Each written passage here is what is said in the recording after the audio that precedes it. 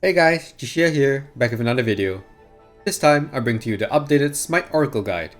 This guide was crafted from discussion and testing with multiple endgame CN Verdant Oracle players, so it is guaranteed to be reliable. If you enjoyed this video and or find it useful, do hit that subscribe button and hit that notification bell to get notified about future videos like these. I also stream on Twitch regularly, so follow to catch me live and ask any questions you might have about the game. Now without further ado, let's get right into the video. The written version of this guide is on Maxroll, link in the description, so do check it out and you can refer to it in the future if there are any changes made to the builds.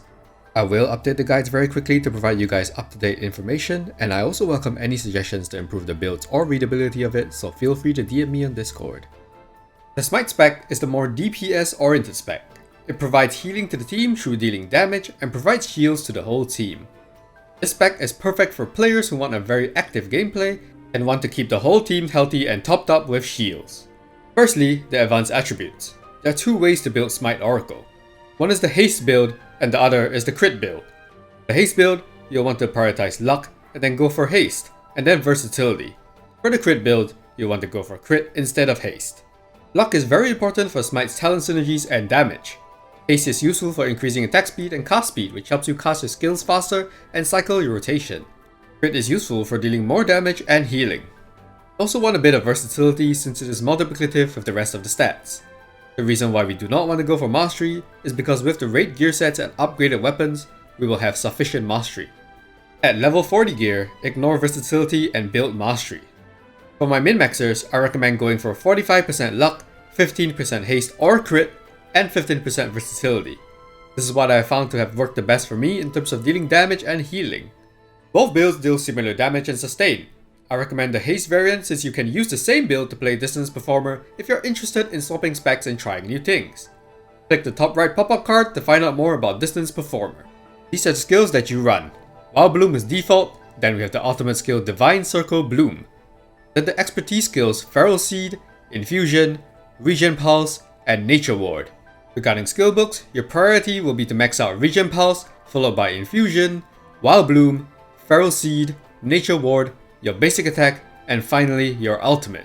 Here are what the skills do. Wild Bloom consumes 20 energy and summons a vine to strike the target area, dealing damage and healing you and the lowest health ally. Your ultimate, Divine Circle Bloom, creates a protective dome that deals damage to enemies nearby and heals nearby allies. Standing inside the protective dome grants heal over time and a 25% damage reduction. Feral Seed summons a seed to strike enemies, dealing damage and reducing their move speed while also restoring 30 energy. This skill has two charges.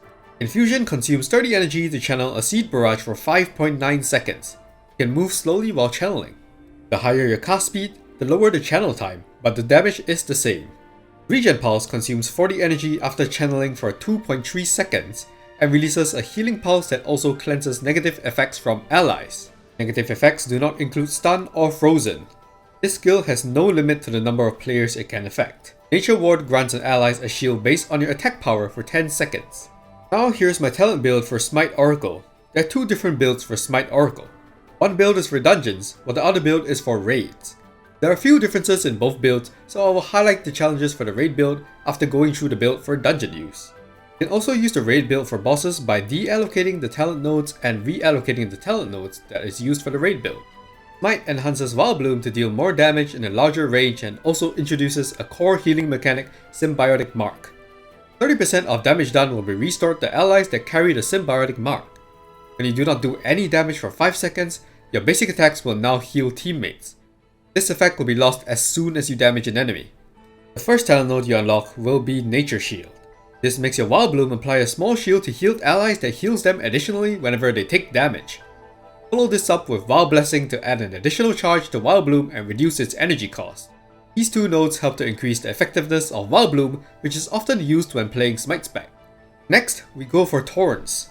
This causes your Wild Seeds to apply Torrents to enemies, dealing damage equal to 20% of your attack power per second.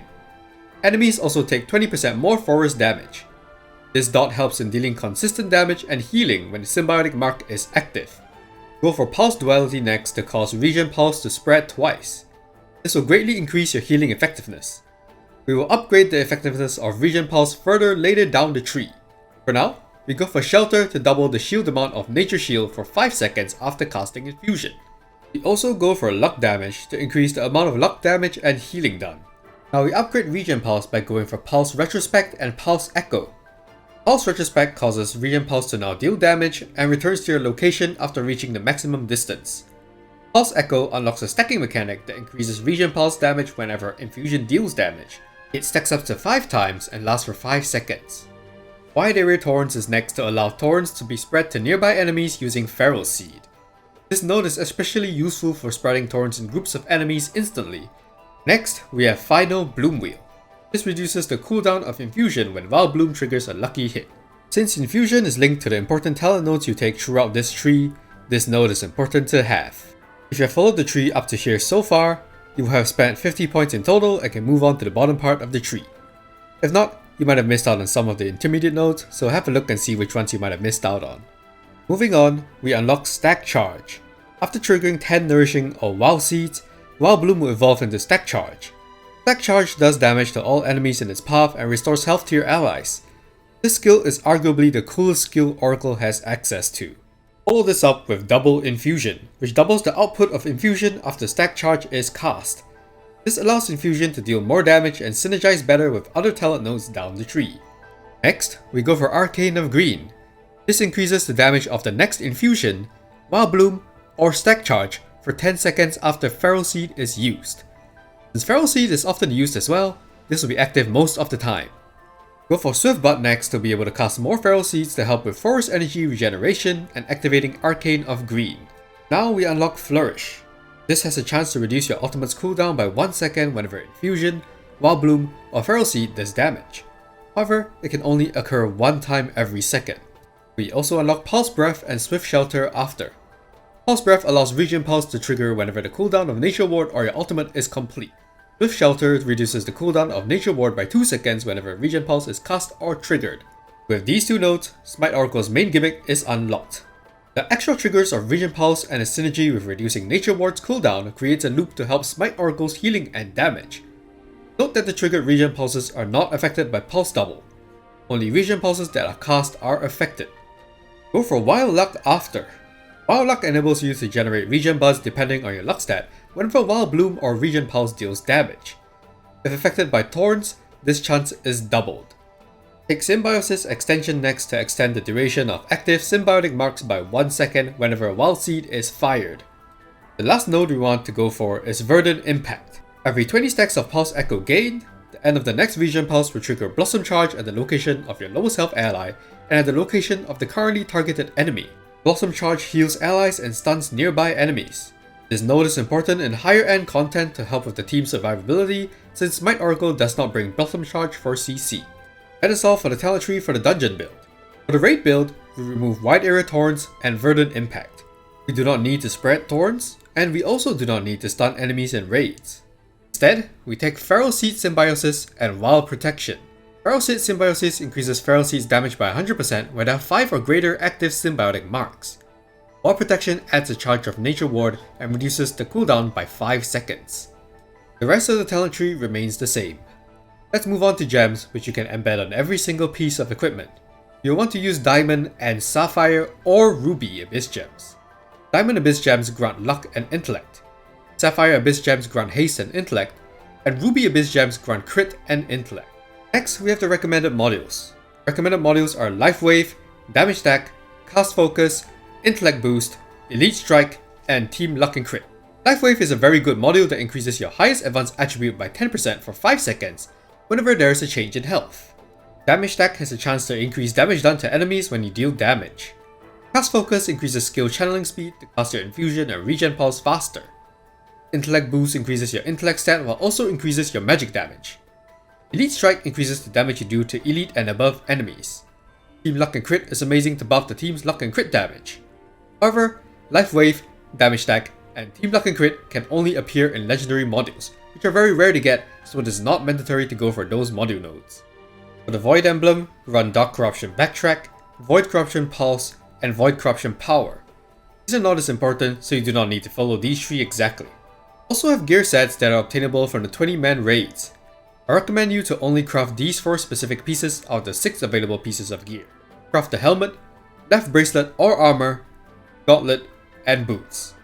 These gear pieces will come with advanced attributes recommended by the game. In this case, it will give you luck and mastery. Set effects are as follows. The 2 set effect increases the healing conversion ratio of Symbiotic Mark by 4%. For the 4 set effect, casting Wild Bloom or Feral Seed grants a stacking effect up to 3 times. This effect increases the damage of your next infusion by 20% and increases the shield value of your next nature ward by 10%. Finally, let's take a look at the Imagines. Epic Imagine options, we have the Muku Scout to passively increase your attack power while consistently dealing damage, and Lizardman Hunter to increase luck and lucky hit damage. For Legendary Imagine options, we have Storm Goblin King to increase luck and lucky hit damage and healing. Another option is Goblin King to mainly summon Goblin Imagines that increase your luck. It also has a 30% chance to summon the Storm Goblin King. However, both these Imagines should not be used unless you can get them to tier 5. Storm Goblin King is only useful at tier 5 due to its special effect that is activated at tier 5. Goblin King summons additional Goblin Imagines but is only guaranteed to happen when it is tier 5. Therefore, another gold Imagine option is Brigand Leader.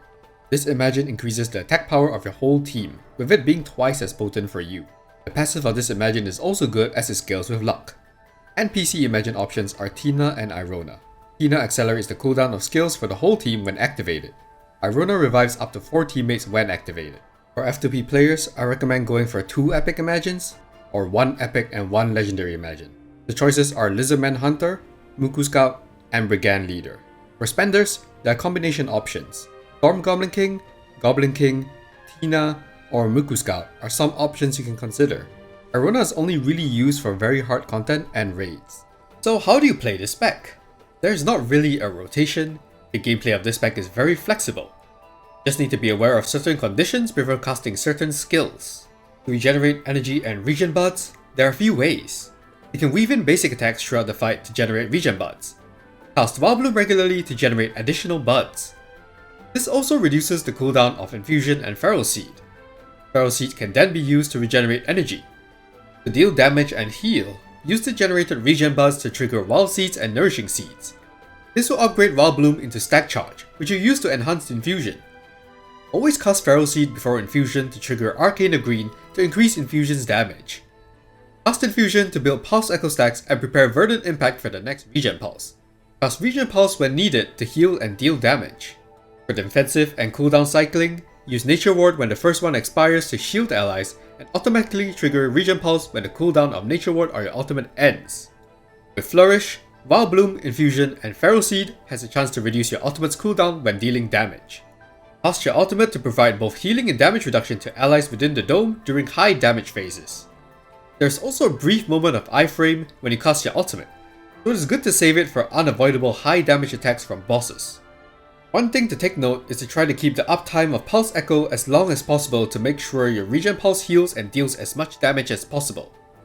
Another thing to note is that when you cast Nature Ward when you have 2 charges from the talent node while Protection, the cooldown in between casts also counts as a cooldown to proc Regen Pulse.